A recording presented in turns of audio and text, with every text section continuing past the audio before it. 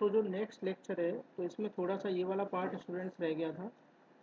जैसे ये अपन ने फाइंड आउट किया m is equal to H P divided by under root के A C S equation 2.13 this one equation, ये इक्वेशन अपन ने फाइंड आउट की थी। तो equation 2.129 and 2.130 represent a general form of the energy equation for one dimensional heat dissipation from an extended surface of fin. The parameter m for a given fin is constant provided the convective film coefficient h is constant over the whole surface and the thermal conductivity k is constant with the temperature range considered. Then the general solution of this linear and homogeneous second order differential equation is of the form, यानी कि इसका जो general solutions होगा इस linear and homogeneous second order की जो differential equations है d2 theta by D X two minus M square theta is equal to 0, this equation.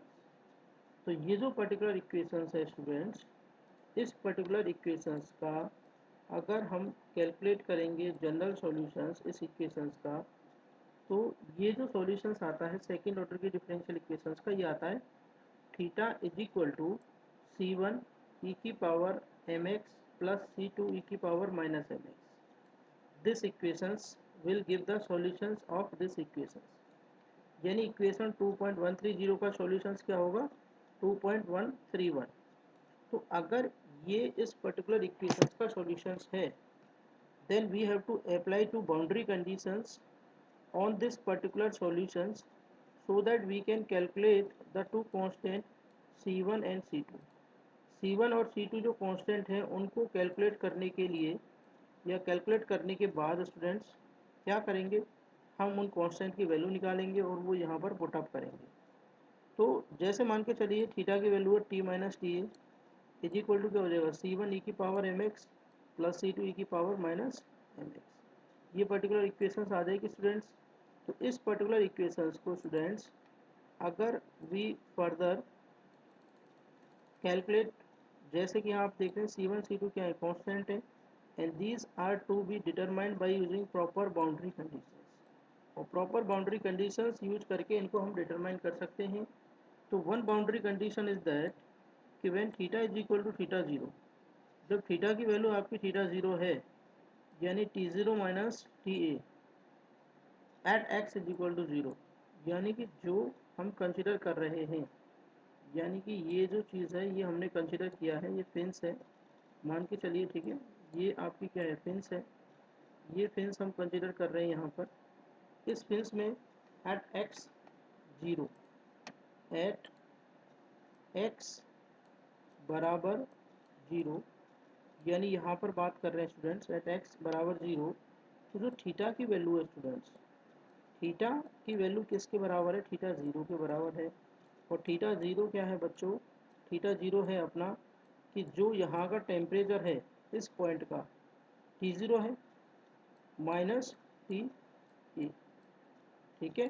तो जब x की वैल्यू जीरो पुटअप करेंगे तो थीटा की वैल्यू थीटा जीरो पुटअप कर देंगे, यानी T zero minus T A. Other boundary condition depend on the physical situation, तो एक कंडीशंस तो हर केस में यही रहेगी, और जो अदर बाउंड्री कंडीशंस किस पे डिपेंड कर रही हैं, फिजिकल सिचुएशन पर डिपेंड कर रही हैं। तो following cases may be consider, उस केस में तीन केस हम कंसिडर करेंगे, केस 1 2 एंड 3। अब यहाँ पर केस 1 2 3 क्या कहते हैं स्टूडेंट्स, केस 1 2 3 बोलते हैं कि केस 1 में the fin is infinite long, fin कैसी है इनफाइनाइट लॉन्ग है, and the temperature at the end of the fin is essentially that of the ambient और सराउंडिंग टेम्परेचर, यानी कि फिन कैसी है इनफाइनाइटली लॉन्ग फिन है, and the temperature at the end of the fin, fin के जो and है उस पर जो टेम्परेचर है वो essentially that of the ambient, जो एम्बियंट टेम्परेचर होगा स्टूडेंट्स यहाँ पर उस एम्बियंट टेम्परेचर की इक्वली इसका टेम्परेचर आएगा, या फिर जो सराउंडिंग का टेम्परेचर रहेगा टी एस उसके इक्वल ही यहाँ का टेम्परेचर आएगा। ये क्या आपका टी जीरो।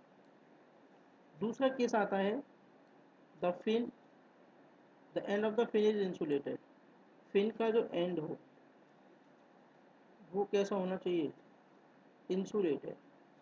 ये कैसा होना चाहिए, इंसुलेटेड। थर्ड केस आता है the fin is finite length, fin की लेंथ कैसी हो, फाइनाइट हो, and the losses heat by convection, और जो भी लॉसेज हो रहा है fin is of finite length हो and the losses heat by convection, और हीट का जो लॉस हो रहा है वो किसके थ्रू हो रहा है, कन्वेक्शन प्रोसेस के थ्रू हो रहा है। ठीक है, तो तीन केस हैं। फर्स्ट दोबारा से रिपीट कर देते हैं, fin is infinite long and the temperature at the end of the fin is essentially that of the ambient temperature. तो वन बाय वन ये जो केसेस हैं इनको डिस्कस करेंगे स्टूडेंट्स। तो यहाँ पर आगे चलते हैं। ये आपका लेक्चर यहाँ से स्टार्ट हुआ है। बेसिकली ये लास्ट वाला जो लेक्चर था उसका थोड़ा सा पार्ट बचा हुआ था, वो मैंने आपको एक्सप्लेन कर दिया है। तो इसमें पहला जो पार्ट आता है वो आता है heat dissipation from an infinite long fin, यानी कि जो आपकी हीट डिसिपिएशन होती है स्टूडेंट्स इनफाइनाइट लॉन्ग फिन से, उस केस को हम यहाँ पर डिस्कस कर रहे हैं। तो यहाँ पर देखिए स्टूडेंट्स, अगर इनफाइनाइट लॉन्ग फिन है, फिन कैसी है, इनफाइनाइट लॉन्ग फिन है, और टिप पे बच्चों कैसी है, इंसुलेटेड।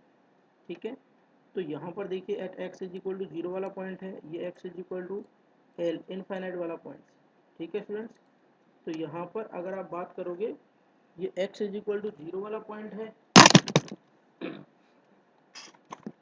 तो यहाँ स्टूडेंट्स देखिए ये फिन है, तो जो टेम्परेचर रहेगा यहाँ पर सरफेस पर, इस पॉइंट पर जो टेम्परेचर रहेगा यहाँ पर, ये जो टेम्परेचर है वो मैक्सिमम रहेगा जो सरफेस का टेम्परेचर होगा।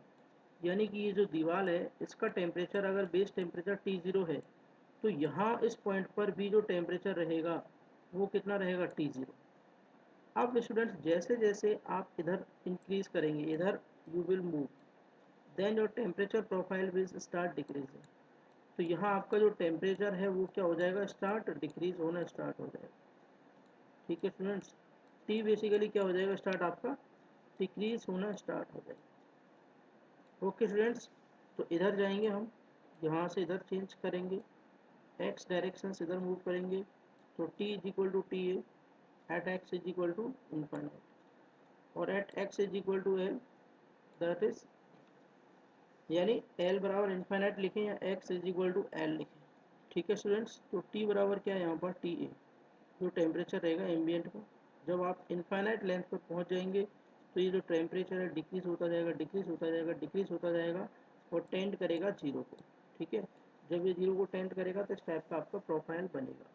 किस केसेस में, इनफाइनाइट लॉन्ग फिन। फिन कैसी है, इनफाइनाइट, इनफाइनाइट लेंथ की। यहाँ जो हैचिंग आपको दिखाई दे रही है, ये जो बीच वाला पार्ट है हैचिंग, ये शो कर रहा है कि ये कंटिन्यूस है। ठीक है, ये बीच में कोई कट नहीं रही है, ये रेगुलर चल रही है। और इसको हम क्या करेंगे, टेंडेंसी कि जब ये इनफाइनाइट तक पहुंच जाएगी तो इसकी जो टेम्परेचर है वो एटलीस्ट जो एम्बिएंट टेम्परेचर है उसके लगभग इक्वल हो जाएगा। ठीक है कि नहीं स्टूडेंट्स, तो ये चीज़ आपकी यहाँ से आपको क्लियर होनी चाहिए आई थिंक। इसको आगे बढ़ाते हैं, तो इसको अभी यहीं पे स्टॉप कर देते हैं स्टूडेंट्स। जो नेक्स्ट लेक्चर है वो हम इसमें आगे रिकॉर्ड करेंगे, थोड़ा सा